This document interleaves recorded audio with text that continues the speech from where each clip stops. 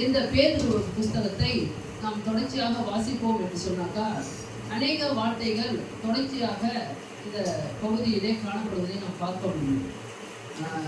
நீங்க அப்படிப்பட்ட ஒவ்வொரு என்ன வார்த்தைகளும் கொடுக்கப்பட்டிருக்கிறதோ நீங்க தொடர்ச்சியாக அதை படிக்கும் பொழுது, ஒரே புஸ்தகத்தை நீங்க தொடர்ச்சியாக படிக்கும் பொழுது அதனுடைய கருப்பொருள் உங்களுக்கு தெரிய வரும். அதிலே அவர்கள் என்ன மைய கருத்தை தொடர்ச்சியாக பேசுகிறார்கள் என்று உங்களுக்கு புரிய வரும். அதுபோல நான் இன்றைக்கு ஒரு வார்த்தையை உங்களோடு கூட நான் இந்த பேதுருவின் புஸ்தகத்திலிருந்து நான் உங்களோடு கூட நான் பேச விரும்புகிறேன். அந்த வசனத்தை நாம் வாசிக்கும் பொழுது திரும்பி கவனிப்போம். அழிந்து போகிற பொன் அக்கினியினாலே சோதிக்கப்படும், அதை பார்க்கிலும் அதிக விலையேற பெற்றதாக இருக்கிற உங்கள் விசுவாசம் சோதிக்கப்பட்டு இயேசு கிறிஸ்து வெளிப்படும் போது உங்களுக்கு புகழ்ச்சியும் கனமும் மகிமையும் உண்டாக காணப்படும். அல்லேலூயா. நான் இந்த நாளிலே உங்களோடு கூட நான் பேச இருக்கிற தலைப்பு இயேசு கிறிஸ்து வெளிப்படும் போது. அல்லேலூயா. தலைப்பு இயேசு கிறிஸ்து வெளிப்படும் போது. எத்தனை பேருலாம் இயேசு கிறிஸ்து வெளிப்படுவார் என்று நம்பிக்கை உள்ளவர்களா இருக்கிறீங்க? ஆனால் சத்தமே கம்மியா இருக்கு. அல்லேலூயா. கரங்களை எல்லாரும் உயர்த்தி எத்தனை பேர் சொல்லுங்க பாப்போம். அல்லேலூயா. நமக்கு எல்லாருமே நாம் எதை எதிர்பார்த்து கொண்டிருக்கிறோம் என்று சொன்னாக்கா நம்முடைய ஆண்டவராக இயேசு கிறிஸ்து வெளிப்படுவார் என்ற நம்பிக்கையில் தான் நம்ம இருக்கோம். அப்படிதானே? எழுதும் பொழுது இதை பார்க்கும் பொழுது எபிரேயருக்கு எழுதுகிற நிருபம் 9ஆம் அதிகாரம்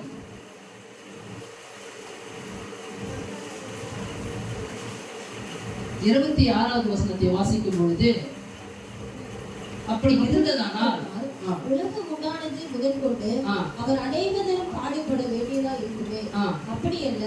அவர் தம்மை தாமே வழிவிடுகிறதுனாலே பாவங்களை நீக்கும் பொருளாக கடைசி காலத்தில் ஒரே தரம் வெளிப்பட்டார். அப்ப ஆண்டவராகிய இயேசு கிறிஸ்துவை குறித்து நாம் தெரிந்து கொள்கிற காரியம் என்னவென்று சொன்னாக்கா, அவர் 2000 ஆண்டுகளுக்கு முன்பாக அவர் நம்முடைய பாவங்களை சுமந்து தீர்க்கும்படியாக நமக்காக மாம்சத்திலே அவர் என்ன பண்ணப்பட்டார்? வெளிப்படப்பட்டார். அவர் வெளிப்பட்டார் என்று நமக்கு வேதம் தெளிவாக சொல்லுகிறது. ஆண்டவராகிய இயேசு கிறிஸ்துவை எதற்காக வெளிப்பட்டார் என்று சொன்னாக்கா, நம்முடைய பாவங்களை சுமந்து தீர்க்கும்படியாக. நாம் பாவிகளாய் இருந்தோம், தேவனோடு இணைக்கப்படாதவர்களாய் இருந்தோம், தேவனோடு சேர்க்கப்பட முடியாதவர்களாய் இருந்தோம், அந்நியராக இருந்தோம், தேவனுடைய வாக்குத்தத்தங்களுக்கு புறமானவர்களாய் இருந்தோம். அப்படிப்பட்டவர்களாய் இருந்த நம்மை தேவனோடு மறுபடியும் இணைக்கும்படியாக அவர் தம்முடைய ஒரே பேரான குமாரனை நமக்காக ஒப்பு கொடுத்தார். அதன் அடிப்படையில தான் அவர் என்ன செய்யறாருனாக்கா, அவர் நமக்காக இந்த பூலோகத்திலே மனுஷகுமாரனாக அவர் பிறந்தார். அல்லேலூயா. அது அவர் நமக்காக பிறந்தது மாத்திரமல்ல, நம்முடைய பாவங்களை ஏற்றுக்கொள்ளும்படியாக அவர் என்ன செய்யறாருனாக்கா, சிலுவையிலே அவர் செய்து முடித்திருக்கிறார் அந்த கிரியை. அவர் நம்முடைய பாவங்களை சுமந்ததற்கான அடையாளமாக அவர் அநேக காரியங்களாக இங்கு அடிக்கப்பட்டார், துன்புறுத்தப்பட்டார், அநேகரால தூஷிக்கப்பட்டார். இப்படிப்பட்ட காரியங்களை எல்லாவற்றையும் அவர் ஏற்றுக்கொண்டு சிலுவையிலே அவர் நம்மளுடைய பாவங்களுக்காக மரித்ததினாலே தேவனோடு ஒப்புரவாகக்கூடிய ஒரு வழிவாசலை தேவனுக்கு முன்பாக அவர் ஏற்படுத்தினார். அல்லேலூயா. அவரை நாம் விசுவாசிக்கும் பொழுது, ஆண்டவராகிய இயேசு கிறிஸ்துவை நாம் அவரை விசுவாசிக்கும் பொழுது, என்னுடைய பாவங்களுக்காக கிறிஸ்து இயேசு உலகத்தில் பிறந்து அவர் எனக்காக மரித்திருக்கிறார் என்று நான் விசுவாசிக்கும் பொழுது, நான் எப்பேற்பட்ட பாவியாக இருந்தாலும் அவர் அதிலிருந்து நம்மை மீட்டுக் கொள்கிறார், நம்மை பரிசுத்தவான்களாக மாற்றுகிறார். ஒரு நாளிலே தேவனோடு அவர் நாம் இணைக்க இருக்கிறார். அதன் மத்தியிலும் கூட இப்பொழுது இருக்கிற காலகட்டத்திலே நாம் தேவனோடு இணைந்துவதற்கு அவர் ஒரு வழிவாசலை உண்டு பண்ணியிருக்கிறார். அல்லேலூயா. அவர் முதலாவது தரம் அவர் நமக்காக வெளிப்பட்டதற்கான காரணம் இதுவாகவே இருக்கிறது. இதுதான் மிக முக்கியம். அந்த வெளிப்பாட்டை நாம் அவர் வெளிப்பட்டார் என்றதை நாம் நம்பவில்லை என்று சொன்னாக்கா, இது இரண்டாவதாக வரப்போகிறார் என்று சொல்லுகிற அந்த காரியத்தை நாம் விசுவாசிக்க முடியாது. அப்படிதானே? யார் எதிர்பார்ப்பாங்க? வெளியே இருக்கிறவங்க எதிர்பார்க்க மாட்டாங்க. தெரியுங்களா? யார் அவரை நம்புகிறார்களோ, யாரை அவர் விசுவாசிக்கிறார்களோ, அவர்கள் தான் எதற்காக எதிர்பார்த்து கொண்டிருக்கிறார்களாக்கா, அவர் இயேசு கிறிஸ்து வரப்போகிறார் என்ற அந்த நம்பிக்கையுடையவர்களாய் நாம் காணப்படுகிறோம். அப்படிதானே? அந்த நம்பிக்கை இருக்கா? இயேசு கிறிஸ்து வெளிப்படுவார் என்ற நம்பிக்கை இருக்கா? அந்த நம்பிக்கை நமக்கு இருக்கணும். அந்த நம்பிக்கை எதன் அடிப்படையில் இருக்குனாக்கா, எனக்காக அவர் மரித்தார் என்ற அடிப்படையில, அவர் மரித்ததோடு மாத்திரமல்ல, அவர் விசுவாசிக்கும் பொழுது அதனுடைய கிரியை என்னுடைய வாழ்க்கையில செயல்படுகிறதா இருக்குது. அல்லேலூயா. விசுவாசிக்கிறவங்களுக்குள்ள அது பலன் செய்கிறதா இருக்கிறது என்று பவுல் எழுதுகிறார். அது நமக்குள்ள பலன் செய்யுது. ஏதோ அவரை நம்ம விசுவாசிக்கும் பொழுது ஏதோ நமக்குள்ள எந்த கிரியையும் நடப்பிக்காம போயிடல. அவர் மரித்தார். அதை நான் விசுவாசிக்கும் பொழுது அந்த பரிசுத்தவானுக்கு அந்த நீதிமான் என்ற பட்டத்துக்குரியவனாக நான் மாற்றப்படுகிறேன். அந்த மாற்றப்படுகிற அந்த கிரியைகள் எனக்குள்ளாக செயல்பட்டு கொண்டிருக்கிறது. அதனாலதான் நான் எதை எதிர்பார்க்கிறேன்னாக்கா, இனி வெளிப்பட போகிற நான் அவருக்காக காத்துக் கொண்டிருக்கிறேன். அல்லேலூயா. ஆமா, அங்க எபிரேயருக்கு திரும்பி அந்த 1 பேதுருக்கு திரும்பி போயிடலாம். 7வது வசனத்துல இயேசு கிறிஸ்து வெளிப்படும் போது உங்களுக்கு புகழ்ச்சியும் கனமும் மகிமையும் உண்டாக காணப்படும் அப்படின்னு சொல்லிட்டு, அப்ப இயேசு கிறிஸ்து வெளிப்படுவார் அந்த தலைப்பின் கீழே நம்ம பார்த்து கொண்டு இருக்கிறோம். முதலாவது அவர் வெளிப்பட்டார், 2வது தரம் அவர் வெளிப்பட இருக்கிறார். இந்த காரியத்திலே நான் உங்களோடு கூட சில நிமிடங்கள் என்ன பேச இருக்கிறேன்னாக்கா, இயேசு கிறிஸ்து வெளிப்படும் பொழுது நம்முடைய வாழ்க்கையிலே நம்முடைய நாட்களிலே ஆண்டவர் வெளிப்படும் பொழுது என்ன ஆசீர்வாதங்கள் உண்டாகும் என்று நான் உங்களோடு கூட நான் பேச இருக்கிறேன். ஆண்டவர் வரப்போகிறார். ஆண்டவர் வர இருக்கிற நாட்களிலே அந்த நாட்களுக்கு மத்தியிலே அவர் வெளிப்படும் பொழுது நமக்கு உண்டாகக்கூடிய நம்முடைய ஆசீர்வாதங்கள் என்ன அப்படின்னு சொல்லிட்டு நான் உங்களோடு கூட சில நிமிடங்கள் பேச விரும்புகிறேன். அதே 1 பேதுரு 1ஆம் அதிகாரத்துல 7வது வசனத்தை வாசிக்கும் பொழுது அந்த செகண்ட் பார்ட் மட்டும் வாசிக்கும் பொழுது முதலாவது என்னன்னு தெரிந்து கொள்ள முடியும். இயேசு கிறிஸ்து வெளிப்படும் பொழுது உங்களுக்கு புகழ்ச்சியும் கனமும் மகிமையும் காணப்படும். முதலாவது இயேசு கிறிஸ்து வெளிப்படும் பொழுது நமக்கு என்ன உண்டாகுதுனாக்கா, நமக்கு மகிமை உண்டாகும். அல்லேலூயா. என்ன இன்னும் 5 நிமிஷம் தான் பேசுகிறேன், தெரியுதுங்களா? இன்னும் 1 ஹவர் கொடுத்துருக்காங்க, 5 நிமிஷம் தான் பேசுகிறோம். புரியுங்களா? கேட்டாலும் கேட்கலாம், 1 ஹவர் நான் பேசுகிறோம். புரியுங்களா? அப்ப முதலாவது என்ன காரியம் நமக்கு உண்டாகுது? மகிமை உண்டாகும். எத்தனை பேர் விசுவாசிக்கிறீங்க? ஆமா, அவரை வரப்போகிறார். அவர் வரப்போறாருன்னு சொல்லிட்டு முன்னாடியே சொல்லியிருந்தாரு. தீர்க்கதரிசன புஸ்தகம் முழுவதுமாக அவர் முதலாம் வருகை குறித்த அந்த அளவுக்கு தொடர்ச்சியாக பேசிக்கொண்டு வந்தது. அதை உறுதிப்படுத்தும்படியாக யோவான் ஸ்நானகர் வந்து சொல்லுகிறார். என்ன சொல்றாருனாக்கா, அவரை ஜலத்தினாலே ஞானஸ்தானம் கொடுக்கும்படியாக அவர் போகிறாரு. போகும் பொழுது அநேகர் வந்து கேட்கிறாங்க, நீர் தான் மேசியாவா அப்படின்னு கேட்கும் பொழுது அவர் சொல்றாரு, இல்ல நான் மேசியா இல்லப்பா, அவருக்காக அவருடைய பாதரட்சியின் வாரை அவிழ்ப்பதற்கு கூட நான் பாத்திரவான் இல்லை அப்படின்னு சொல்லிட்டு, அது அப்புறம் நீ எதுக்காக கொடுக்குற அப்படின்னு கேட்கும் பொழுது, என்னை ஞானஸ்தானம் கொடுக்கும்படி அனுப்பினவர் என்ன சொன்னார்னாக்கா, பரிசுத்த ஆவியினால யார் ஞானஸ்தானம் கொடுப்பாரோ, பரிசுத்த ஆவியானவர் யார் மேல இறங்குறாரோ அவர் தான் பரிசுத்த ஆவியானவர் ஞானஸ்தானம் கொடுக்க முடியும்னு சொல்லிட்டு சொன்னாரு. இவர் தான் சொல்லிட்டு, இவரே மெய்யான அந்த ஆட்டுக்குட்டின்னு சொல்லிட்டு, இந்த உலகத்தின் பாவங்களுக்காக மரிக்க போகிற ஆட்டுக்குட்டியானவர் இவர் தான் என்று இஸ்ரவேலுக்கு வெளிப்படும் பொருட்டாக நான் இன்றைக்கு ஞானஸ்நானம் கொடுத்து கொண்டிருக்கிறேன்னு சொல்லிட்டு யோவான் நமக்கு தெளிவாக சொல்லுகிறதை நம்ம பார்க்க முடிகிறது. அப்ப எல்லா காரியங்களும் நமக்கு தொடர்ச்சியாக சொல்லிக் கொண்டு வருகிறது. இயேசு கிறிஸ்துவினுடைய முதலாம் வருகை குறித்து சொல்லப்படுகிறது. இப்பொழுது நாம் காத்து கொண்டிருக்கிறோம் இயேசு கிறிஸ்து வரப்போகிறார் என்று. அந்த வரப்போகிற நாட்களிலே அவர் வரும்பொழுது என்ன நடக்கும்னாக்கா, முதலாவது நமக்கு என்ன உண்டாகும்? அங்க வசனம் சொல்லுதுனாக்கா, நமக்கு மகிமை உண்டாகும். அல்லேலூயா.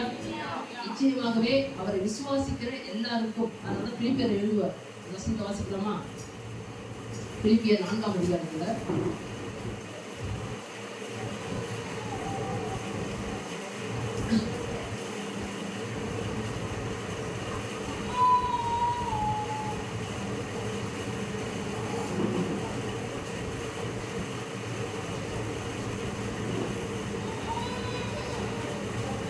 வசனத்தை எடுக்கல. திடீர்னு இதுக்காக நான் திடீர்னு இது பண்ணதுனால அப்படியே சரி. அவர் சொல்றார், என்ன சொல்றாருனாக்கா, யாரெல்லாம் அவரை விசுவாசிக்கிறீங்களோ எல்லாருக்குமே என்ன அவருடைய பிரசன்னமாகவே விரும்புகிற யாவருக்கும் அப்படியே ஆகும்னு சொல்லிட்டு அவர் நமக்கு தெளிவாக இந்த இடத்துல நம்ம சொல்லுகிறத நம்ம பார்க்க முடிகிறது. அப்ப நாம் புரிந்து கொள்ள வேண்டிய காரியம் என்னன்னாக்கா, இயேசு கிறிஸ்து வெளிப்படும் பொழுது முதலாவது நம்முடைய வாழ்க்கையிலே நாம் எதிர்பார்த்து கொண்டிருக்கிற ஆண்டவராக இயேசு கிறிஸ்து வரும் பொழுது என்ன ஏற்படும்னாக்கா, நமக்கு மகிமை உண்டாக காணப்படும். அல்லேலூயா. நிச்சயமாகவே மகிமை அந்த இடத்துல வெளிப்படும். எடுத்து வாசிக்கலாம். 1 கொரிந்தியர் 3ஆம் அதிகாரம் 12-13வது வசனத்தை வாசிப்போம். அதற்கு முன்பாக இதே வசனத்துல நம்ம வாசிக்கும் பொழுது என்ன தெரியுதுனாக்கா, இங்க ஒரு காரியத்தை சொல்லிட்டு நாங்க போறோம். அந்த 1:7 வாசிக்கும் பொழுது இங்க சொல்றாரு, என்ன சொல்றாருனாக்கா, இந்த மகிமைக்கு ஏதுவாக அமையக்கூடிய சில காரியங்கள் நம்முடைய வாழ்க்கையில இருக்கும். என்னன்னாக்கா, அழிந்து போகிற பொன் அக்கினியினாலே சோதிக்கப்படும், அதை பார்க்கிறோம் அதிக விலையேற பெற்றதா இருக்கிற உங்கள் விசுவாசம் சோதிக்கப்பட்டு. இயேசு கிறிஸ்து வெளிப்பட போகிறார். இயேசு கிறிஸ்து வெளிப்படும் பொழுது முதலாவது நம்முடைய வாழ்க்கையிலே நாம் எதிர்பார்த்து கொண்டிருக்கிற ஆண்டவராகிய இயேசு கிறிஸ்து வரும்பொழுது என்ன நடக்குனாக்கா, நமக்கு மகிமை உண்டாக நிச்சயமாகவே காணப்படும். அந்த மகிமை உண்டாகும் பொழுது எதன் அடிப்படையில உண்டாகுனாக்கா, இங்க மேல் வசனத்துல அவர் சொல்றாரு, அதே வசனத்துல மேல சொல்லும் பொழுது விசுவாசமானது சோதிக்கப்படும் அப்படின்னு சொல்றாரு. உங்கள் விசுவாசம் நிச்சயமாகவே சோதிக்கப்படும். அவர் சொல்றாரு, ஒரு பொண்ணு என்ன பண்ணுது, அக்கினியில என்ன பண்ணப்படுது, சோதிக்கப்படுது. ஒரு அக்கினியில அந்த பொண்ணை போட்டு எந்த அளவுக்கு அவங்க ரிஃபைனிங், அதை தொடர்ச்சியாக அவங்க சுத்திகரிக்கிறாங்களோ அது அப்பதான் என்ன பண்ணுது, அந்த அளவுக்கு நல்ல ஒரு விலையேற பெற்ற அந்த தங்கமா அது வரக்கூடியதாக இருக்கிறது. அது போல என்ன பண்ணப்படுனாக்கா, உங்கள் விசுவாசமானது நிச்சயமாகவே சோதிக்கப்படும் சொல்லிட்டு அவர் நமக்கு தெளிவாக சொல்கிறார். அதன் அடிப்படையாக தான் 1 கொரிந்தியர் 3ஆம் அதிகாரத்தில் அவர் சொல்லும் பொழுது அது தொடர்ச்சியாக சொல்றார். என்ன சொல்றாருனாக்கா, ஒருவன் அந்த அஸ்திபாரத்தின் மேல் பொன், வெள்ளி, விலையேற பெற்ற கல், மரம், புல், வைக்கோல் ஆகிய இவைகளை கட்டினால் அவனுடைய வேலைப்பாடு வெளியாகும். நாளானது அதை விலக்கப்படும், ஏனெனில் அது அக்கினியினாலே வெளிப்படுத்தப்படும். அவனவனுடைய வேலைப்பாடு எத்தன்மை உள்ளது என்று அக்கினியானது பரிசோதிக்கும். உங்கள் விசுவாசம் ஆண்டவராகிய இயேசு கிறிஸ்து வருகிற நாளிலே, அவருடைய வருகையிலே உங்களுக்கு மகிமை உண்டாக காணப்பட வேண்டும் என்று சொன்னாக்கா, இங்க இருக்கிற நாட்களிலே உங்கள் விசுவாசம் நிச்சயமாகவே பரிசோதிக்கப்படும். ஒரு பொண்ணை எடுத்து அக்கினியில போட்டு சோதிக்கிறது போல உங்கள் விசுவாசமானது இங்க இருக்கிற நாட்களிலே அவைகள் நிச்சயமாகவே சோதிக்கப்படும். இயேசு கிறிஸ்து சொல்லும் பொழுது என்ன சொல்றாருனாக்கா, மனுஷகுமாரன் வருகிற நாட்களிலே என்ன காண்பாரோ, விசுவாசத்தை காண்பாரோ.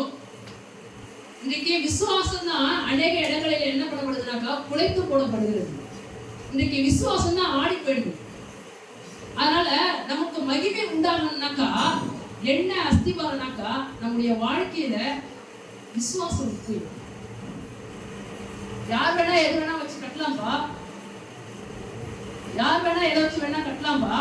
ஒருத்தவன் பொண்ணை வச்சு கட்டலாம், ஒருத்தவன் புல்ல வச்சு கட்டலாம், ஒருத்தவன் வைக்கோலை வச்சு கட்டலாம். ஆனா எல்லாத்தையும் வச்சு கட்டலாம். ஆனா கடைசி நாளில ஆண்டவர் வெளிப்படும் பொழுது அவனுடைய வேலைப்பாடு, அவனுடைய கிரியைகள் வெளிப்படுத்தப்படும். அல்லேலூயா. நம்முடைய கிரியைகள் நிச்சயமாகவே வெளிப்படுத்தப்படும்.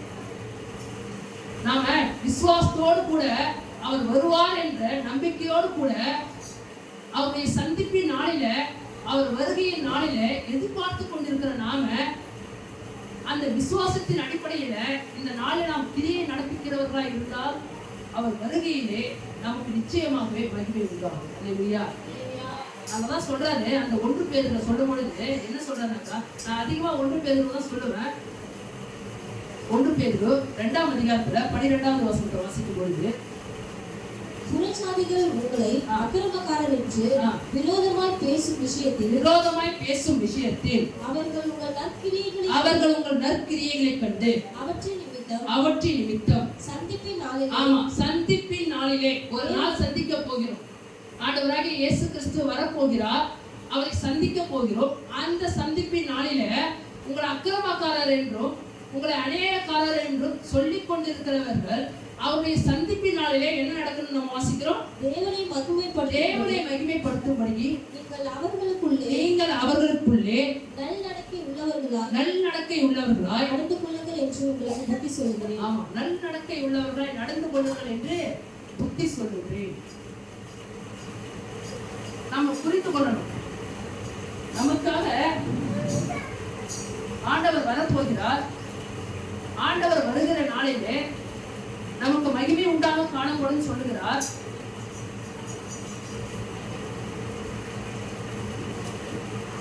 அப்படி மகிமை உண்டாக காணப்படுகிற நாட்களிலே அது இருக்க வேண்டும் என்று சொன்னாக்கா, நம்முடைய நாட்களிலே நாம் எப்படிப்பட்டவர்களா இருக்குன்னாக்கா, நாம் நல்நடக்கை உள்ளவர்களாய் நாம் நடந்து கொள்ள வேண்டியது மிக அவசியமாக இருக்கிறது. இந்த நாட்களிலே நம்முடைய விசுவாசம் சோதிக்கப்படக்கூடிய நிலைமையில தான் இருக்கிறது. இந்த பூமியில நாம் இருக்கிற நாட்கள் முழுவதுமாக நம்முடைய விசுவாசமானது சோதிக்கப்பட்டு கொண்டுதான் இருக்கும். அதுல எந்த ஒரு சந்தேகமே இல்லை.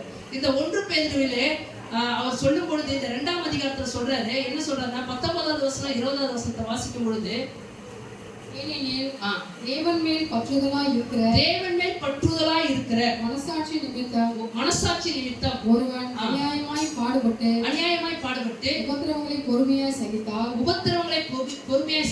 அதுவே பிரீதியாய் இருக்கும். நீங்கள் குற்றம் செய்து அடிக்கப்படும் போது பொறுமையோடு சகித்தால் அதனால் என்ன கீர்த்தி உண்டு. நன்மை செய்து பாடும்போது பொறுமையோடு சகித்தால் அதுவே தேவனுக்கு முன்பாக பிரீதியாய் இருக்கும். அவர் அங்க நமக்கு தெளிவா சொல்றாரு.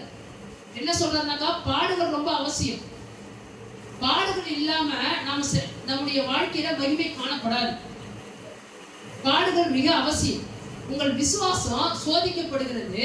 அந்த எந்த அளவுக்கு சோதிக்கப்படுனாக்கா, ஒரு பொண்ணை எடுத்து எந்த அளவுக்கு சோதிக்கிறாங்களோ அந்த அளவு உங்க விசுவாசமானது சோதிக்கப்படும். பேதுருவிடத்தை சொல்லும்போது அவர் சொல்றாரு, சாத்தானை உங்களை உடவிடும்படியாக, அல்லது அவன் எப்படி கேட்கறானாக்கா, உங்க சுலகினால போட்டு புடைக்கும்படியா என்ன கேட்டுக்கொண்டான். சில பேருக்கு சுலகில போட்டு புடைக்கிற அளவுக்கு மரத்தை எடுத்து புடைக்கிற அளவுக்கு கூட சில பேருக்கு என்ன ஆகுது, சோதனைகள் இருக்கு. காரணம், உங்க விசுவாசம் ஒழிந்து போகாதபடிக்கு நான் உங்களுக்கு வேண்டிக் கொள்றேன் சொல்றேன். ஏன்னாக்கா சில பேருக்கு பாடுகள் இருக்குது. அந்த அளவுக்கு இன்னைக்கு பாடுகளை குறித்ததான சத்தியங்கள் இல்லாம போயிடுது. ஆனா இங்க சொல்றாரு, என்ன சொல்றாருனாக்கா, நீங்க தீமை செஞ்சு பாட அனுபவிக்கிறீங்களா இருந்தாக்கா அதனால உங்களுக்கு என்னப்பா நன்மை இருக்குது. ஆனா நன்மை செஞ்சு நீங்க பாட அனுபவிக்கிறீங்களா இருந்தாக்கா அது தேவனுக்கு முன்பாக அது நன்மையாக இருக்குது. அல்லேலூயா. நம்முடைய வாழ்க்கையில இப்படிப்பட்ட காரியங்கள் நம்முடைய வாழ்க்கையில காணப்படும். நம்ம பாக்குறவங்க சொல்லணும், இவர்கள் அநேகக்காரர்கள் என்று சொன்னவங்களாம் ஒரு நாள் ஆண்டவர் வரும்பொழுது அவர்களே தேவனை மகிமைப்படுத்தக்கூடிய அளவுல நம்முடைய நல்நடக்கை இந்த இடத்துல காணப்படும். அல்லேலூயா. அவர் சொல்றாரு, நீங்க அந்த அளவுக்கு சோதிக்கப்படுவீங்கப்பா, உங்களுக்கு அந்த அளவுக்கு பாடுகள் இருக்குதுப்பா. அதனால்தான் இந்த 1 பேதுரு 4ஆம் அதிகாரத்துல அவர் சொல்லும் பொழுது சொல்றாரு 12வது வசனத்துல, பிரியமானவர்களே, உங்களை சோதிக்கும்படி உங்கள் நடுவில் பற்றி எரிகிற அக்னியை குறித்து ஏதோ புதுமை என்று திகையாமல். இன்னைக்கு பாடு வந்துருச்சுனாக்கா நம்ம என்ன நினைச்சிடறோம், ஏதோ என்ன இந்த கிறிஸ்துவ வாழ்க்கையில வந்துட்டு ஏன் இந்த அளவுக்கு பாடுகள் அப்படின்னு நினைச்சிருக்கோம். ஆனா அவர் சொல்றாரு, ஏதோ புதுசுன்னு நினைக்காதப்பா, இதெல்லாம் உங்களுக்கு புதுசுன்னு நினைக்காத. அதனால எபிரேயருக்கு அவர் சொல்றாரு, என்ன சொல்றாருனாக்கா, எபிரேயர் 10ஆம் அதிகாரம் 33வது வசனத்தை வாசிக்கும் பொழுது 32-33 வாசிக்கும் பொழுது எபிரேயர் 10:32-33 முந்தின நாட்களை நினைத்துக் கொள்ளுங்கப்பா. நீங்கள் பிரகாசமாக்கப்பட்டிருந்த அந்த நாட்களில் உபத்திரவங்களாகிய மிகுந்த போராட்டத்தை சகித்தீர்களே. நிந்தைகளாலும் உபத்திரவங்களாலும் நீங்கள் வேடிக்கையாக்கப்பட்டதும் அல்லாமல் அப்படி நடத்தப்பட்டவர்களுக்கு பங்காளிகளும் ஆனீர்கள். அங்க தெளிவா சொல்றாரு, நீங்க இன்றைக்கு எரிகிற இந்த அக்கினியானது, இந்த பாடுகளானது உங்களுக்கு நீங்க புதுமைன்னு நினைச்சுக்காதீங்கப்பா. முந்தின நாட்கள் நீங்க நினைச்சு பாருங்க. ஒரு காலத்துல உங்களுடைய வாழ்க்கை நீங்க எப்படிப்பட்ட போராட்டத்தை சகித்தீங்கன்னு யோசிச்சு பாருங்கப்பா. இன்னைக்கு புதுசா வேற ஒரு பிரச்சனை கிளம்புனதுனால நீங்க என்ன நினைச்சிட்டீங்கன்னாக்கா, என்ன இந்த கிறிஸ்தவ வாழ்க்கையில வந்துட்டு இந்த பாடுகள் எனக்கு போய் கொண்டிருக்குன்னு நினைக்காதீங்கப்பா. ஏற்கனவே உங்க வாழ்க்கையில பாடுகள் இருந்துச்சு, அதை நினைச்சு பாருங்க. அந்த நாட்களில நீங்க பிரகாசமா இருந்தீங்க. அல்லேலூயா. ஆமா, அந்த நாட்கள் எப்படி இருந்தோம், அநேக போராட்டங்கள் இருந்துச்சு. அந்த போராட்டங்கள் மத்தியிலும் நாம் பிரகாசமாக்கப்பட்டிருந்தோம் ஒரு காலத்துல. அதை நினைச்சு கொள்ளுங்கப்பா. ஏதோ புதுசுன்னு நினைச்சிடாதீங்க. இது எல்லாமே நமக்கு ஆண்டவர் வச்சிருக்கிற, அது நியமிக்கப்பட்டதா இருக்குது. நீங்கள் அதற்கென்று அழைக்கப்பட்டவர்களா இருக்கிறீங்க. அல்லேலூயா. அங்க அந்த வசனமும் சொல்றாரு. 1 பேதுரு, வெறும் 1 பேதுரு தான் அதிகமா சொல்லுவோம். 1 பேதுரு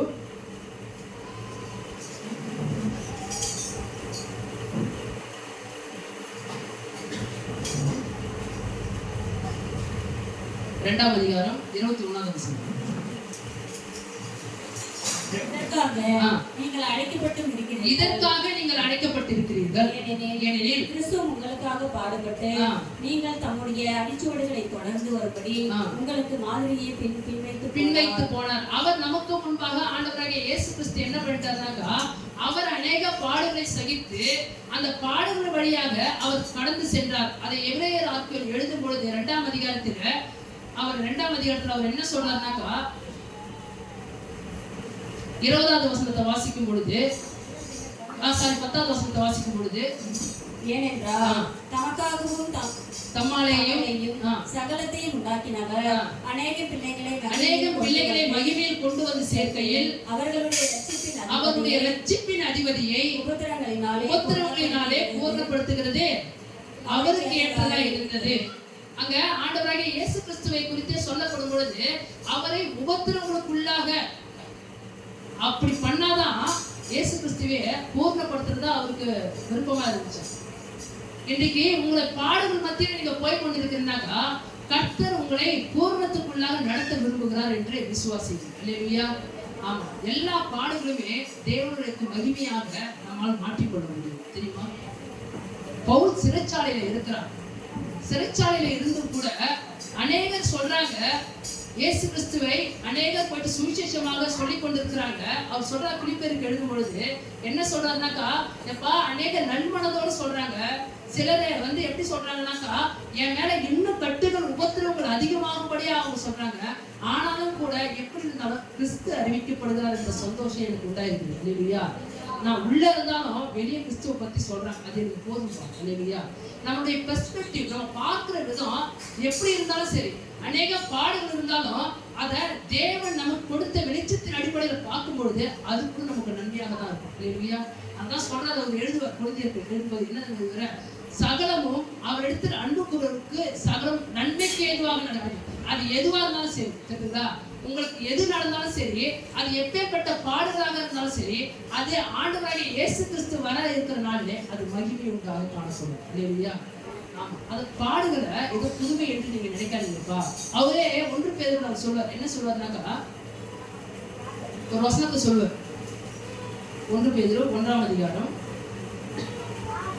6வது வசனத்தை வாசிக்கும் பொழுது, இதிலே நீங்கள் மிகவும் சந்தோஷப்படுகிறீர்கள், என்றாலும் துன்பப்பட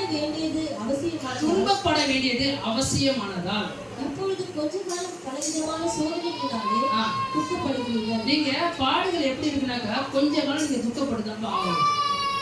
இன்னைக்கு அக்கினி சோதிக்குது, நம்முடைய விசுவாசத்தை அக்கினியானது சோதிக்குது. ஏன் சில பேருக்கு சொல்றாரு, முந்தின நாட்கள்ல உங்களுக்கு எப்படி இருக்குனாக்கா போராட்டம் அளவுக்கு, நீங்க போராட வேண்டிய அளவுக்கு அந்த அளவுக்கு பாடல்களுக்குள்ளாக தேவன் உங்களை உட்படுத்தி இருக்கிறாரு அப்படின்னு சொல்றாரு. அவரையே பூர்ணப்படுத்துவது எப்படி பூர்ணப்படுத்துறாருனாக்கா, உபத்திரவங்களின் வழியாக இயேசு கிறிஸ்துவை பூர்ணப்படுத்துகிறது தேவனுக்கு ஏற்றதா இருந்ததுன்னு நம்ம வாசிக்கிறோம். இயேசு கிறிஸ்துவை குறித்து நம்ம வாசிக்கும் பொழுது கூட இந்த 1 பேதுரு 2ஆம் அதிகாரத்தில் நம்ம வாசிக்கும் பொழுது, அவர் வையப்படும் பொழுது அவர் பதிலை வையாமலும், அவரை துன்புறுத்தப்படும் பொழுது அவர் எதிர்க்காமலும் எல்லாவற்றையும் அவர் சகித்து கொண்டார். அவர் எப்படி கடந்து சென்றார்னா, ஒரு ஆட்டுக்குட்டியை போல அவர் கடந்து சென்றார்னு சொல்லிட்டு ஏசாயா தீர்க்கதரிசன புத்தகம் சொல்லுகிறது. அதே எடுத்து அப்போஸ்தலர் 8ஆம் அதிகாரத்துல அதே பிலிப்பு இடத்துல கந்தாய மந்திரி வாசிக்கும் பொழுது அதை எடுத்து சொல்லுகிறத நம்ம பார்க்க முடிகிறது. அவர் எதுவுமே பதில் வையாமலும் அவர் ஆட்டுக்குட்டியை வாயை திறவாது இருந்தார், அப்படி போல அவர் கடந்து சென்றார் நம்ம பார்க்க முடிகிறது. அதனாலதான் எபிரேயர் எழுதுற ஆட்கள் எழுதுவார். என்ன எழுதுவார்னாக்கா, நான் வெறும் டீச்சிங் மாதிரி பேசினேன்னு தெரியல, 12ஆம் அதிகாரம் 2வது வசனத்தை வாசிக்கும் பொழுது, அவர் தமக்கு முன் வைத்திருந்த சந்தோஷத்தின் பொருட்டு அவமானத்தை எண்ணாமல் சிலுவையை சகித்து தேவனுடைய சிங்காசனத்தின் வலது வாரிசத்தில் வீற்றிருக்கிறார். ஏன்னாக்கா அவருக்கு ஒரு நம்பிக்கை இருந்துச்சு. என்ன நம்பிக்கைனாக்கா, நான் இந்த பாடுகள் வழியாக நான் கடந்து செல்லும் பொழுது நிச்சயமாகவே என்னுடைய பிள்ளைகளை நான் மகிமையிலே கொண்டு வந்து சேர்ப்பேன். எத்தனை பேர் விசுவாசிக்கிறீங்க? ஆமா, அந்த கைரியை நாம் விசுவாசிக்க வேண்டும். தெரியுங்களா? இயேசு கிறிஸ்து செய்த கிரியை நாம் விசுவாசிக்க வேண்டும். அதனாலே நாம் ரட்சிக்கப்பட முடியும். இல்லையா? அவருடைய கிரியை மாத்திரம் தான் நம்ம விசுவாசிக்கணும், வேறெல்லாம் விசுவாசிக்கிறது கிடையாது. அவர் செய்து முடித்த கிரியை நாம் விசுவாசிக்கணும். அதனால அவர் சொல்றாரு, அந்த கிரியை அந்த காரியங்கள் அவர் சகித்து கொண்டார், அந்த பாடுகளை ஏற்றுக்கொண்டார். அதனாலதான் என்ன செய்யப்பட்டதுனாக்கா, அவர் இன்றைக்கு மகிமையிலே பிதாவுடைய வலது வாரிசத்திலே உட்கார்ந்து கொண்டிருக்கிறார். அதனால நீங்க அவரை நினைச்சு கொள்ளுங்கப்பா. பாடுகள் வருதா, உபத்திரவங்கள் வருதா, நீங்க அவரை நினைத்துக் கொள்ளுங்கள். ஆண்டவராகிய இயேசு கிறிஸ்துவை நினைத்துக் கொள்ளுங்கள். 1 பேதுருல அவர் சொல்றாரு, அதனால சொல்றாரு, என்ன சொன்னாரு? நீங்க கொஞ்ச காலம் பாடு அனுபவிக்கிறவர்களா இருக்கிறீர்கள். இத பவுல் எழுதும்போது எப்படி எழுதுவாருனாக்கா, ரோமருக்கு எழுதுற நிருபம் 8ஆம் அதிகாரம்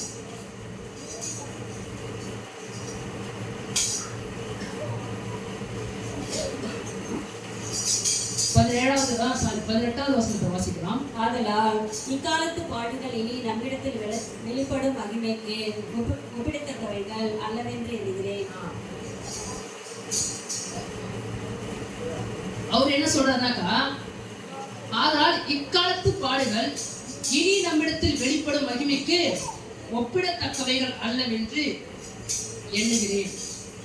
அவர் அந்த 17வது வசனத்தை மேல வாசிக்கலாம். இப்ப நாம் பிள்ளைகளானால் சுதந்திரமாவே தேவனுடைய சுதந்திரம் கிறிஸ்துவுக்கு உடன் சுதந்திரமாவே கிறிஸ்துவுடனே கூட நாம் மகிமைப்படும்படிக்கு அவருடனே கூட பாடுபட்டால் அப்படியாகும். இக்காலத்து பாடுகள் இனி வெளிப்படக்கூடிய அந்த மகிமைக்கு எதுவுமே ஒப்பிடத்தக்கவைகள் அல்ல. நீங்க எந்த பெரிய கஷ்டத்துல போயிருந்தாலும் சரி, நீங்கள் எப்படிப்பட்ட உபத்திரவத்துக்குள்ள இருந்தாலும் சரி, அவர் வெளிப்படும் பொழுது என்ன ஆயிடுனாக்கா, இதெல்லாம் ஒரு பிரச்சனை இல்லைன்ற அளவுக்கு போயிடும். அது ஒரு விஷயமே இல்லைன்ற அளவுக்கு போயிடும். அதனாலதான் சொல்றாரு, நீங்கள் கிறிஸ்துவுடனே கூட நீங்கள் மகிமைப்பட வேண்டும் என்று சொன்னாக்கா அவருடனே கூட இன்றைக்கு பாடுகளை அனுபவிங்கள். அல்லேலூயா. எத்தனை பேருக்கு மகிமை வேண்டும்? அப்ப எத்தனை பேருக்கு பாடுகள் வேண்டும்? பாடுகள் தான். 2 தீமோத்தேயு 2ஆம் அதிகாரம்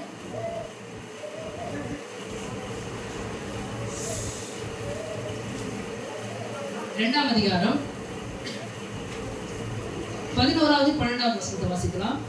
இந்த வார்த்தை உண்மை உள்ளது. என்ன சொல்றாரு?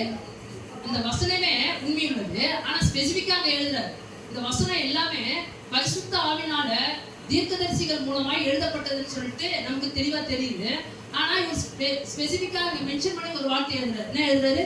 நாம் அவரோட கூட இந்த வார்த்தை உண்மை உள்ளது. இந்த வார்த்தை உண்மை உள்ளதுன்னு எழுதிட்டு அடுத்து சொல்றேன், நாம் அவரோட கூட மரித்தோமானால் அவரோட கூட பிழைத்தும் இருப்போம், அவரோட கூட பாடுகளை சகித்தோமானால் அவரோட கூட ஆளுகையும் செய்வோம், நாம் அவரை மறுதலித்தால் அவரும் நம்மை மறுதலிப்பார். அப்ப அங்க தெளிவா சொல்றாரு. யாருக்கு சொல்றா, அவரோட கூட நீங்கள் பாடுகளை சகித்தீர்கள் என்று சொன்னாக்கா நீங்கள் நிச்சயமாகவே அவரோடு கூட அந்த மகிமையிலே, அந்த மகிமை என்று சொல்லப்படுவது அந்த ஆளுகையிலே நீங்கள் என்ன பண்ணுவீங்கன்னாக்கா, நீங்கள் உங்களுக்கு நிச்சயமாகவே அந்த ஆளுகை தந்தரப்படும். அல்லேலூயா. அந்த மகிமை உங்களுக்கு நிச்சயமாகவே வெளிப்படும். அந்த மகிமை நிச்சயமாகவே வெளிப்படும். ஏதோ இக்காலத்து பாடுகள் இனி வெளிப்பட போகிற அந்த மகிமைக்கு ஒப்பிடத்தக்கவைகள் அல்லன்று அவர் சொல்லிட்டாரு. அதே போல நீங்கள் பாடுகள் சகித்தோம் என்று சொன்னாக்கா நிச்சயமாகவே தேவன் உங்களுக்காக மகிமையை வைத்திருக்கிறார் என்று சொல்றாரு. 2 வசனத்தை நான் உங்களுக்கு காண்பிக்க விரும்புகிறேன். என்ன வசனம்னாக்கா, 1 பேதுரு 4ஆம் அதிகாரம் இங்க என்ன சொல்றாருன்னா, ஒரு வார்த்தை எழுதுனா இங்க என்ன சொல்றாருனாக்கா, 4ஆம் அதிகாரம் 13வது வசனத்தை வாசிக்கும் பொழுது, கிறிஸ்துவின் மகிமை வெளிப்படும் போது, கிறிஸ்துவின் மகிமை வெளிப்படும் பொழுது நீங்கள் களிகூர்ந்து மகிழும்படியாக அவருடைய பாடுகளுக்கு நீங்கள் பங்காளிகளானால் சந்தோஷப்படுங்கள். இங்க அவர் சொல்றாரு, என்ன சொல்றாருனாக்கா, நீங்கள் அவருடைய வருகையிலே அந்த நாளிலே நீங்கள் மகிழ்ந்திருக்கும்படியாக இன்றைக்கு இருக்கக்கூடிய அந்த பாடுகளுக்கு நீங்கள் பங்காளிகளா இருங்கள் அப்படின்னு சொல்றாரு. அதோட கூட அவர் இடத்துல என்ன சொல்றாருன்னா, 5ஆம் அதிகாரத்துல 1வது வசனத்தை வாசிப்போமே, உங்களில் உள்ள மூப்பருக்கு உடன் மூப்பனும் கிறிஸ்துவின் பாடுகளுக்கு சாட்சியும் இனி வெளிப்படும் மகிமைக்கு பங்காளியுமாய் இருக்கிற நான் புத்தி சொல்லுகிறது என்னவென்றால், இங்க நம்ம தான் இதுதான் பார்க்கணும். என்னன்னாக்கா, உங்கள் போதும் இங்க ஒரு வார்த்தை தான் 2 டைம் சொல்றோம். அந்த 13வது வசனத்துல அவருடைய பாடுகளுக்கு நீங்க பங்காளிகள் ஆனதா அப்படின்னு சொல்றாரு. ஆனா 5ஆம் அதிகாரம் 1வது வசனத்தை சொல்லும் பொழுது இனி வெளிப்படும் மகிமைக்கு பங்காளியுமா இருக்கிற நான் அப்படின்னு சொல்றேன். அப்ப நான் என்ன எழுதுனாக்கா, பாடுகளுக்கு பங்காளிகளா இருந்தால் அவருடைய மகிமைக்கு நீங்க பங்காளிகளா இருக்கிறீங்க. இல்லையா? ஆமா. எத்தனை பேர் பாடுகளுக்கெல்லாம் பங்காளிகளா இருக்கிறீங்களோ எல்லாருமே ஆண்டவராகிய இயேசு கிறிஸ்துவினுடைய வருகையிலே அவருடைய மகிமைக்கு நீங்கள் நிச்சயமாகவே பங்காளிகளாக இருப்பீர்கள். அல்லேலூயா. அதனால அவர் வெளிப்படும் பொழுது நமக்கு முதலாவது உண்டாகக்கூடிய காரியம் என்னன்னாக்கா மகிமை வெளிப்படும். அல்லேலூயா. யோவான் 16ஆம் அதிகாரம்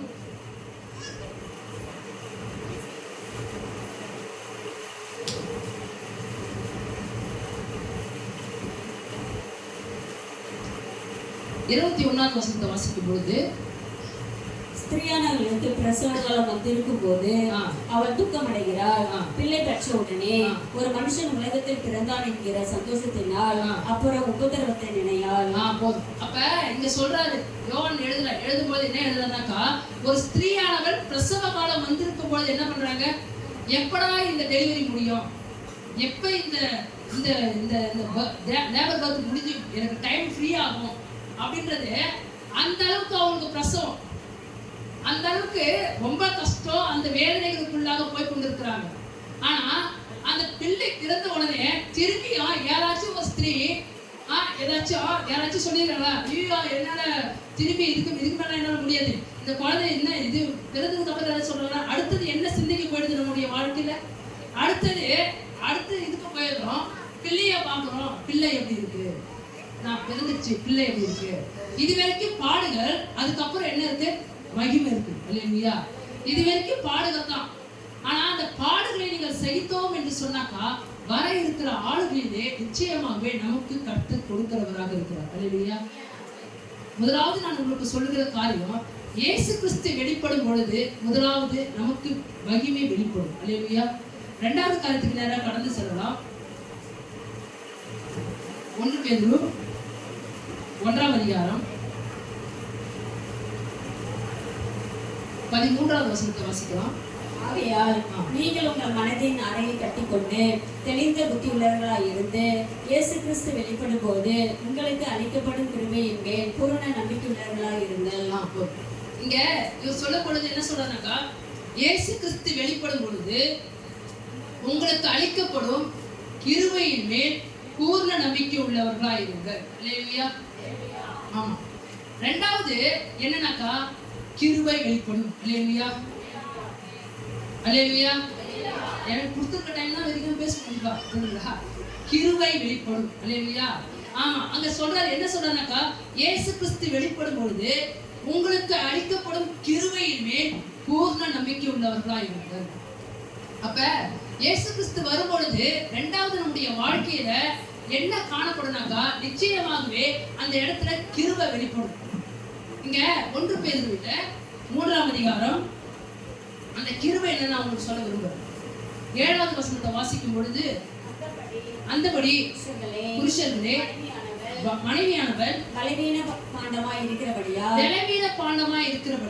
உங்கள் ஜெபங்களுக்கு தடை வராதபடிக்கு நீங்கள் விவேகத்தோடு அவர்களுடனே வாழ்ந்து உங்களுடனே கூட அவர்களும் நித்திய ஜீவனாகிய கிருபையை சுதந்திரித்துக் கொள்ளுவர்களானபடியினால் அவர்களுக்கு செய்ய வேண்டிய கணத்தை செய்யுங்கள். அங்க அந்த வார்த்தையை பாருங்களேன், அந்த கிருபையை அவர்கள் சுதந்திரிப்பார்கள்.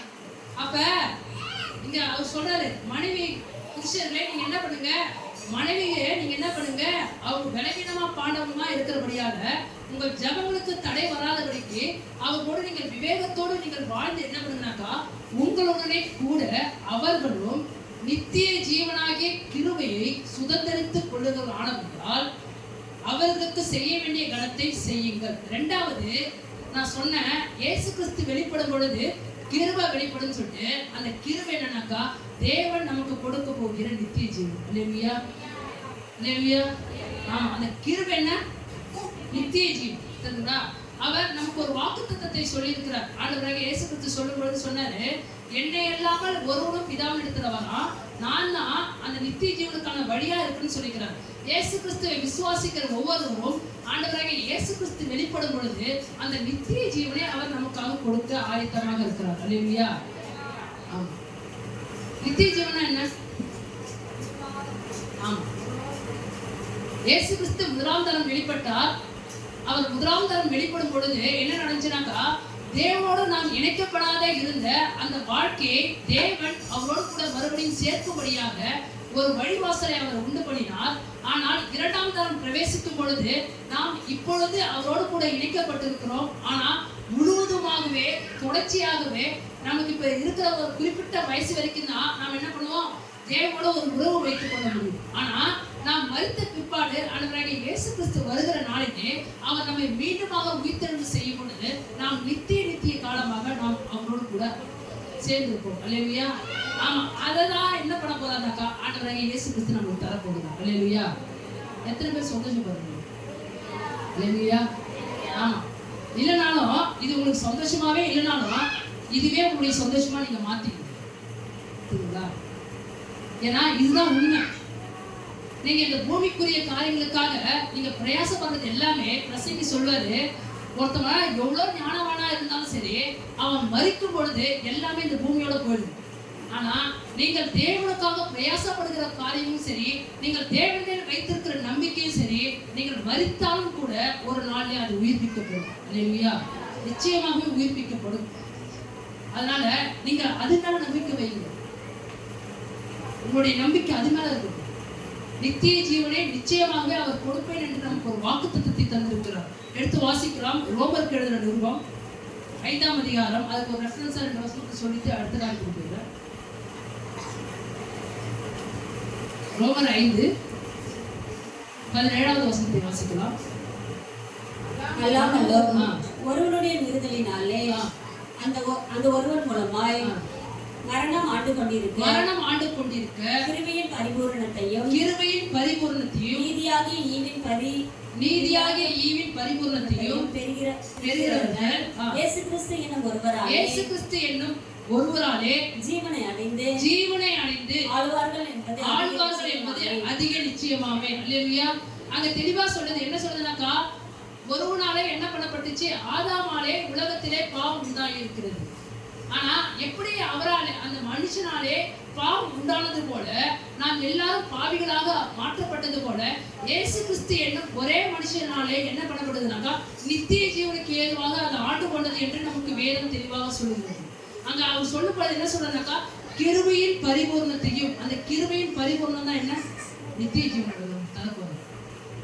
அந்த கிருபையின் பரிபூர்ணத்தையும் நீதியாகிய ஈவின் பரிபூர்ணத்தையும் பெறுகிறவர்கள் இயேசு கிறிஸ்து என்னும் ஒருவராலே ஜீவனை அடைந்து, அந்த ஜீவனை கர்த்தர் நமக்கு தருகிறவராக இருக்கிறார். அந்த ஜீவனை நீங்கள் அடைந்து ஆழ்வீர்கள் என்பது அதிக நிச்சயமா இருக்கிறது என்று அவருக்கு சொல்கிறார். அதே சமயம் 21வது வசனத்தை வாசிக்கலாம். அதிலே ஆதலால் பாவம் மரணத்துக்கு ஏதுவாக ஆண்டு கொண்டது போல கிருபையானது நம்முடைய கர்த்தராகிய இயேசு கிறிஸ்துவின் மூலமாய் நீதியினாலே நித்திய ஜீவனுக்கு ஏதுவாக ஆண்டு கொண்டது. அல்லேலூயா. ஆமா, அப்ப அவர் வெளிப்படும் பொழுது என்ன நமக்கு இருக்குது, கிருபை இருக்குது. அந்த கிருபை வெளிப்படும். அந்த கிருபை வெளிப்படுதுனாக்கா என்ன வெளிப்பட போகுது, நித்திய ஜீவனை நமக்கு அவர் தருவேன் என்று சொல்லியிருக்கிறார். அல்லேலூயா. அவரோடு கூட நம்ம தொடர்ச்சியாக நம்முடைய வாழ்க்கையில நாம் மரித்தாலும் ஒரு நாளிலே அவர் வருவார், மீண்டுமாக நம்ம எழுப்புவார். அவரோடு கூட நாம் நித்திய காலமாக நம்ம அவரோடு கூட நாம் ஆளுகை செய்வோம் என்று நமக்கு வேதம் தெளிவாக நமக்கு சொல்லுகிறது. இயேசு கிறிஸ்து வெளிப்படுவார். இயேசு கிறிஸ்து வெளிப்படும் பொழுது முதலாவது நமக்கு உண்டாகக்கூடிய காரியம் என்னக்கா, மகிமை நமக்கு வெளிப்படும். இரண்டாவது எது செயல்படுனாக்கா, நம்முடைய வாழ்க்கையிலே நாம் பார்க்கும் பொழுது கிருபை வெளிப்படும். அந்த கிருபையின் மேல நீங்கள் நம்பிக்கை உள்ளவர்களா இருப்பீர்கள் என்று சொன்னாக்கா என்ன செய்யறாங்கனாக்கா, 1 யோவான் 3ஆம் அதிகாரம் 2வது வசனத்தை 3வது வசனத்தை வாசிக்கும் பொழுது, இப்பொழுது தேவனுடைய பிள்ளைகளா இருக்கிறோம், இனி எவ்விதமா இருப்போம் என்று இன்னும் வெளிப்படவில்லை. ஆகிலும் அவர் வெளிப்படும் பொழுது அவர் இருக்கிற வண்ணமாகவே நாம் அவரை தரிசிப்பதினால் அவருக்கு ஒப்பாய் இருப்போம் என்று அறிந்திருக்கிறோம். அவர் மேல் இப்படிப்பட்ட நம்பிக்கை வைத்திருக்கிற எவனும் அவர் சுத்தமுள்ளவராய் இருக்கிறது போல தன்னையும் சுத்திகரித்துக் கொள்கிறான். அப்ப அவருடைய கிருபையின் அந்த பரிபூர்ணத்தை நமக்கு வெளிப்பட போகிறது என்று நமக்கு வசனம் சொல்கிறது. அந்த கிருபையின் பரிபூர்ணத்தை நாம் பெறுகிறவர்களாக நாம் எந்த நிச்சயத்தை உடையவர்களாய் காணப்படணும்னாக்கா, ஒரு நாள்லயே அவர் வரப்போகிறார். அவர் வரப்போவது எப்படி இருக்கிறாருனாக்கா, நாம் இன்றைக்கு நாம் தேவனுடைய பிள்ளைகளாய் இருக்கிறோம், இனி எவ்விதமாய் இருப்போம் என்று நமக்கு தெரியல. ஆனா அவர் ஒரு ஸ்டேட்மெண்ட் சொல்றாரு. என்ன சொல்றாருனாக்கா, அவர் இருக்கிற பிரகாரமாகவே நாம் இருப்போம். அல்லேலூயா. அவர் இருக்கிற பிரகாரமாகவே நாம் இருக்கிறபடியாக நாம் இந்த நாட்களிலே நம்மை நாமே சுத்திகரித்துக் கொள்ள வேண்டியது மிக அவசியமாக இருக்கிறது. ஏன்னாக்கா அவர் சுத்தம் உள்ளவராக இருக்கிறார். அல்லேலூயா. அதனால இப்படிப்பட்ட நம்பிக்கையை நீங்க கொண்டிருக்கிறீங்கனாக்கா, நித்திய ஜீவனை தருவேன் என்ற வாக்குறுதி உங்களுக்கு இருக்குதுனாக்கா, அந்த நம்பிக்கையின் மேல நீங்கள் பூர்ண நம்பிக்கை உள்ளவர்களா என்று சொல்றாரு. அந்த பூர்ண நம்பிக்கை உங்களுக்கு இருக்குனாக்கா, உங்களை நீங்களே சுத்திகரித்துக் கொள்ளுங்கள். நீங்கள் அப்படி சுத்திகரித்துக் கொள்கிறீர்கள் என்று சொன்னாக்கா, எடுத்து வாசிக்கலாம். ரோமர் 5:5 வாசிக்கும் பொழுது, நமக்கு அருளப்பட்ட பரிசுத்த ஆவியினாலே தேவ அன்பு நம்முடைய இருதயங்களில் நம்முடைய இருதயங்களில் ஊட்டப்பட்டிருக்கிறபடியால் அந்த நம்பிக்கை நம்மை வெட்கப்படுத்தாது. அந்த நம்பிக்கை நம்ம ஒரு காலம் வெட்கப்படுத்தாது. அல்லேலூயா. அந்த நம்பிக்கை நம்மளை ஒரு காலம் வெட்கப்படுத்தாது. நீங்க அவர் மேல் விசுவாசித்து அவர் மேல் இப்படிப்பட்ட நம்பிக்கை வைத்திருக்கிறீர்கள் என்று சொன்னாக்கா, ஒரு நாளை ஆண்டவர் வரப்போகிறார், நித்திய ஜீவனை தருவேன் என்று சொல்லியிருக்கிறார். அதற்காக என்னை நான் இன்றைக்கு நாட்களிலே என்னை ஆயத்தப்படுத்திக் கொண்டு நான் என்னை சுத்திகரித்துக் கொண்டு இருக்கிறேன் அப்படின்னு சொல்லிட்டு நாம் இருப்போம் என்று சொன்னாக்கா, நிச்சயமாகவே பரிசுத்த ஆவியினால உங்கள் இருதயங்களை ஊட்டப்பட்டிருக்கிற அப்படிப்பட்ட அன்பின் நிமித்தமாக ஒரு நாளை அவர் வெளிப்படும் பொழுது இந்த நம்பிக்கை உங்களை எந்த நாளுமே வெட்கப்படுத்த போகிறீர்கள். அல்லேலூயா. இந்த நம்பிக்கை என்னைக்குமே வெட்கப்படுத்தாது. நிச்சயமாகவே அந்த நம்பிக்கை வீண் போகாது. நிச்சயமாக உங்களுடைய நம்பிக்கை வீண் போகாது. இந்த நம்பிக்கை மேல, இந்த அஸ்திபாரத்தின் மேல நீங்கள் வீடு கட்டுவீர்கள் என்று சொன்னாக்கா, ஒரு நாளும் எதுவுமே உங்களை அசைக்கப்பட முடியாது. இல்லையா? 3வது காரியத்துக்கு நேராக கடந்து செல்லலாம். எடுத்து வாசிக்கலாம். எபிரேயர் 9ஆம் அதிகாரம் 28வது வசனத்தை வாசிக்கலாம். கிறிஸ்துவோ அநேகருடைய பாவங்களை சுமந்து தீர்க்கும்படிக்கு ஒரே தரம் பலியிடப்பட்டு தமக்காக காத்து கொண்டிருக்கிறவர்களுக்கு ரட்சிப்பை அருளும்படி 2ஆம் தரம் பாவமில்லாமல் தரிசனமாவார். ஓகேவா? அப்ப என்னன்னாக்கா, 1ஆம் தரம் பாவத்துக்காக, எல்லா மனுஷருடைய பாவங்களுக்காக அவர் மரித்தார், அதற்காக வெளிப்பட்டார். ஆனா 2ஆம் தரம் அவர் வரப்போகிறார். அப்ப என்ன சொல்றாருனாக்காங்க, தமக்காக காத்து கொண்டு இருக்கிறவர்களுக்கு ரட்சிப்பை அருளும்படி. 3வது காரியம் என்னன்னாக்கா, ரட்சிப்பு வெளிப்படும். இல்லையா? 1வது சொன்ன மகிமை வெளிப்படும், 2வது சொன்ன கிருபை வெளிப்படும், 3வது சொன்ன ரட்சிப்பு வெளிப்படும். இல்லையா? அதனால சொல்றாரு 2 தீமோத்தேயுல அவர் சொல்லும் பொழுது,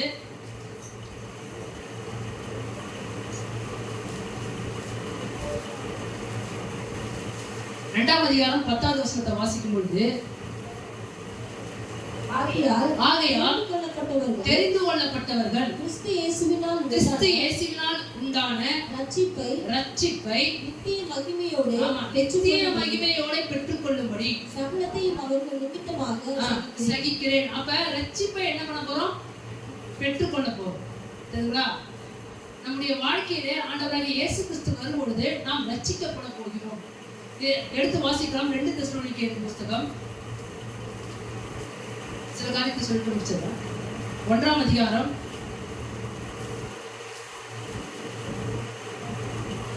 5வது வசனத்திலிருந்து வாசிக்கலாம்.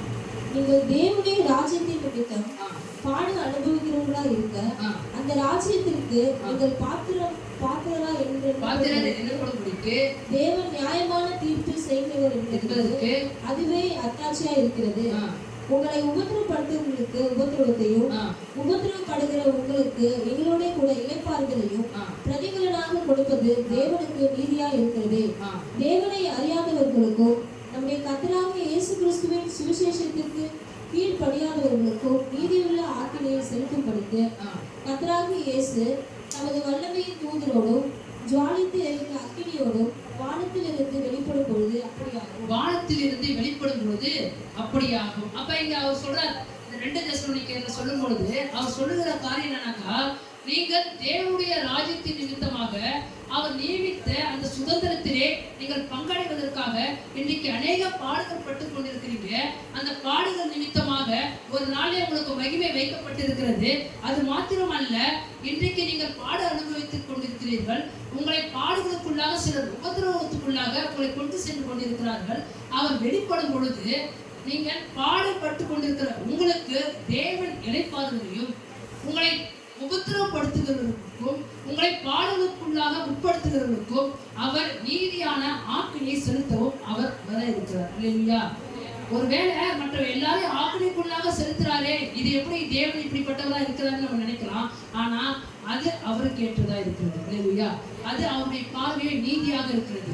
எந்த மனுஷன் கிறிஸ்துவுக்காக அவன் அடிக்கப்படுகிறானோ, கிறிஸ்துவுக்காக துன்பப்படுத்தப்படுகிறானோ, அதுதான் நம்ம 1 பேரிலே வாசிச்சோம். தெரியுங்களா? நீங்கள் அநியாயமாய் பாடுபடாமல் தேவனுக்கு பிரியமானவர்களாய் நீங்கள் பாடுபடுவீர்கள் என்று சொன்னாக்கா அவருடைய பார்வையிலே அது தேவனுக்கு முன்பாக பிரீதியா இருக்கும் என்று நாம் வாசித்தோம். ஒருவேளை நாம் அப்படிப்பட்டவர்களாய் நாம் உபத்திரவங்களை நாம் சகித்துக் கொண்டு இருப்போம் என்று சொன்னாக்கா, அந்த பாடுகளுக்குள்ளாக நாம் கடந்து செல்லுகிறவர்களாய் நாம் காணப்படுவோம் என்று சொன்னாக்கா, வர இருக்கிற நாளிலே தேவன் வரும்பொழுது நிச்சயமாகவே இந்த 1 தெசலோனிக்கேயர் 5ஆம் அதிகாரம் 4-5 வசனத்தை வாசிக்கும் பொழுது, சகோதரரே அந்த நாள் திருடனை போல உங்களை பிடித்துக் கொள்ளத்தக்கதாக நீங்கள் அந்தகாரத்தில் இருக்கிறவர்கள் அல்லவே, நீங்கள் எல்லாரும் வெளிச்சத்தின் பிள்ளைகளும் பகலின் பிள்ளைகளுமாய் இருக்கிறீர்கள். நாம் இரவுக்கும் இருளுக்கும் உள்ளானவர்கள் அல்லவே. அங்க அவர் சொல்றாரு, என்ன சொல்றாருனாக்கா, சகோதரரே அவர் வர இருக்கிறார். அந்த நாள் திருடனை போல உங்களை பிடித்துக் கொள்ளத்தக்கதாக நீங்க எப்படிப்பட்டவங்களா இல்லைனாக்கா, நீங்கள் அந்த காலத்துல இல்ல, நீங்க வெளிச்சத்தின் பிள்ளைகளா இருக்கிறீங்கப்பா.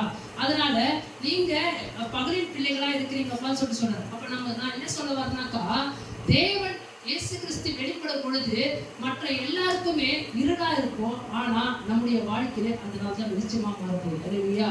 அந்த நாள் நிச்சயமாகவே நமக்கு வெளிச்சமா இருக்கும். தெரியுங்களா? ஒரு வேளை நாம் இந்த நாள்ல பாடுகளுக்குள்ளாக கடந்து போய் கொண்டிருக்கலாம். இயேசு கிறிஸ்து என்ன செய்தார், என்ன செய்து கொண்டிருக்கிறார், ஏன் என் வாழ்க்கையில் அநேக துன்பங்கள் இப்படிப்பட்ட காரியங்கள் போய் கொண்டிருக்கிறது நம்ம நினைக்கிறோம்.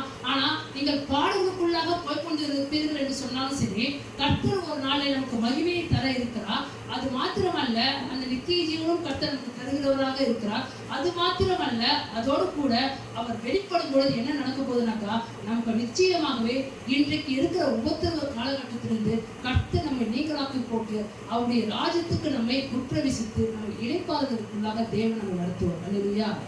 நமக்கு எல்லாருக்குமே ஒரு நம்பிக்கை இருக்குன்னாக்கா, என்னன்னாக்கா, எல்லாருக்கும் ஒரு நாள் இருவா இருக்கும். ஆனா அந்த நாள் நமக்கு வெளிச்சமா மாறப்படும். தெரியுங்களா? அதனால சொல்றாரு, அவர் என்ன சொல்றாருனாக்கா, இப்பிரபஞ்சத்தின் தேவனானவன் எல்லாருக்கும் இந்த இருளில் எல்லாருமே இருக்கிறாங்க. இருளிலிருந்து ராஜ்யத்தை எல்லாரும் வெளிச்சத்தின் ராஜ்யத்துக்கு நீங்க உட்படுத்தி இருக்கிறீங்கன்னு சொல்றாங்க கொலைசியர். நீங்க எல்லாரும் எப்படிப்பட்டவங்களா இருக்கிறீங்க? வெளிச்சத்தின் ராஜ்யத்துக்குள்ளாக நீங்க உட்படுத்தப்பட்டவர்களா இருக்கிறீங்க. அதனால இந்த இப்படிப்பட்டவர்களாக நாம் காணப்படுவோம் என்று சொன்னாக்கா, நிச்சயமாக நம்முடைய வாழ்க்கையிலே மிகவும் பிரயோஜனம் உள்ளவர்களாக நாம் காணப்படுவோம். எல்லாரும் எழுதுக்காம நம்ம ஜெபிக்கலாமா? நாளை நான் உங்களோடு கூட சில காரியங்களை நான் பேசியிருக்கேன். இயேசு கிறிஸ்து வெளிப்படும் பொழுது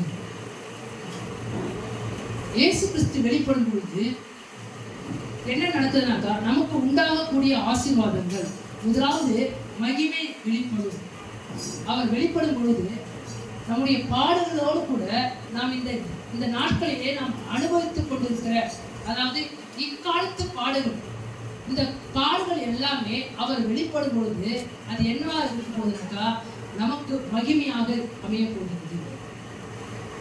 இந்த நாட்களிலே கர்த்தர் நமக்கு வைத்திருக்கிற கிருபை என்னன்னாக்கா, அவரோடு கூட நாம் இணைக்கப்பட்டிருக்கிறோம்.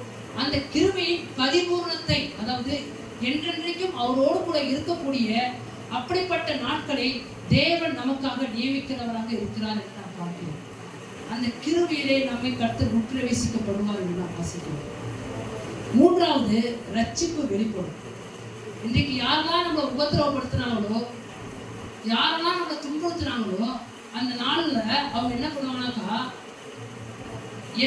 அந்த நாள் அவங்களுக்கு எல்லாருக்குமே இருளா இருக்கும். ஆனா நமக்கு என்னவா இருக்கும்னாக்கா, வெளிச்சமா இருக்கும். தேவனுடைய பிள்ளைகள் விசுவாசிக்கிற எல்லாருக்கும் அது வெளிச்சமா இருக்கும். அதான் சொல்றாரு, அநேகர் குத்தினவர்கள் காண்பார்கள். அந்த குத்தினவங்க எல்லாரும் பார்ப்பாங்க, என்ன இப்படி நடந்து வச்சு இப்படிலாம் இருக்கிறாங்க அப்படின்னு. ஆனா நமக்கு என்ன இருக்குனாக்கா இதற்காகவே நம்ம காத்து கொண்டிருக்கிறோம். அவர் சொல்லும் பொழுது இந்த இடத்துல இந்த தேகத்தை விட்டு அவரோடு கூட நான் இருப்பது மிக அவசியமா நான் நின்றேன். இந்த சரித்திரம் இருக்கும் பொழுது நான் வார சூழ்ந்து தவித்து கொண்டிருக்கிறேன்னு சொல்றேன். எப்படா நான் போய் சேருவேன்னு நினைக்கிறேன் அப்படின்னு சொல்றேன். ஏன்னாக்கா இந்த பூலோகத்துல இருக்கிற வரைக்கும் அநேக பாடுகள். ஆனா அவர் வரும் பொழுது என்ன இருக்குனாக்கா அந்த பாடுகளே இல்லாத அளவுக்கு கருத்து நமக்கு செய்ய வல்லமை உள்ளவராக இருக்கு. அந்த இடத்துல பாடுகள் இல்லை, கண்ணீர் இல்லை, கவலை இல்லை. அதனால இந்த நம்பிக்கை உடையவர்களாக இருக்கிற நம்மை நாமே தேவனுக்கு முன்பாக வைத்து நம்மை நாமே சுத்திகரித்து கொண்டு வருவோம் என்று சொன்னாக்கா அவருடைய வருகையிலே நிச்சயமாகவே இப்படிப்பட்ட ஆசீர்வாதங்கள் நமக்கு உண்டாகும். எல்லாரும் கட்டளை ஸ்தோத்திரம் பண்ணலாமா?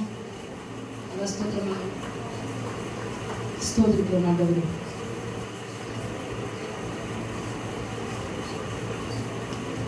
ஹல்லேலூயா.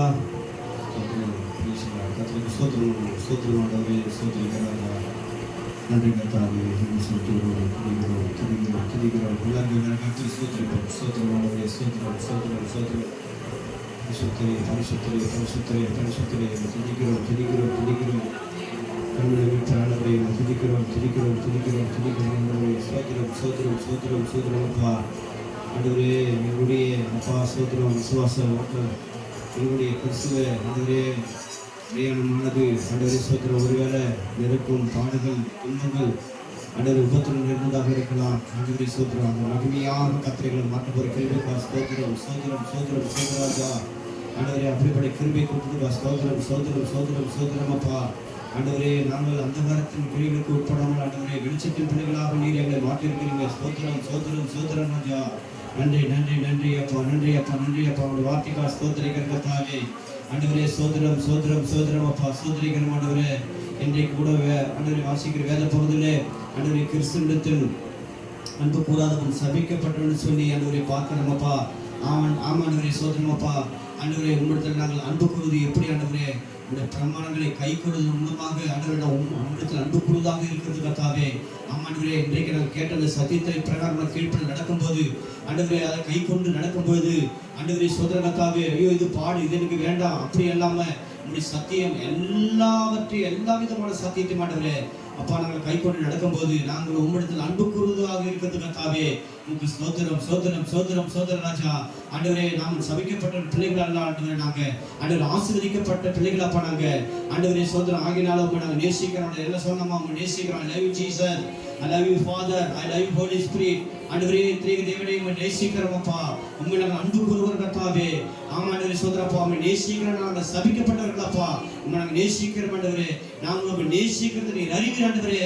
ஓ ஸ்தோத்திரம். நீர் வரும் நாளிலே ஆண்டவரே ஸ்தோத்திரப்பா ஆண்டவரே எங்களை மகிமைக்குள்ளாக மாற்ற போறீங்க. ஸ்தோத்திரம் அப்பா. நன்றி ஆண்டவரே. நன்றி அப்பா. ஆண்டவரே இதுவரைக்கும் உடைய கிருபைகளை தாங்கி வந்தீங்க அப்பா. இனிமேல் உடைய கிருபை இருக்குது பாருங்க. ஸ்தோத்திரம் அப்பா. ஹல்லேலூயா. ஆண்டவரே வருகையிலே ஆண்டவரே ஸ்தோத்திரப்பா எல்லாருக்கும் இருந்தாருக்கும் ஆண்டவரே.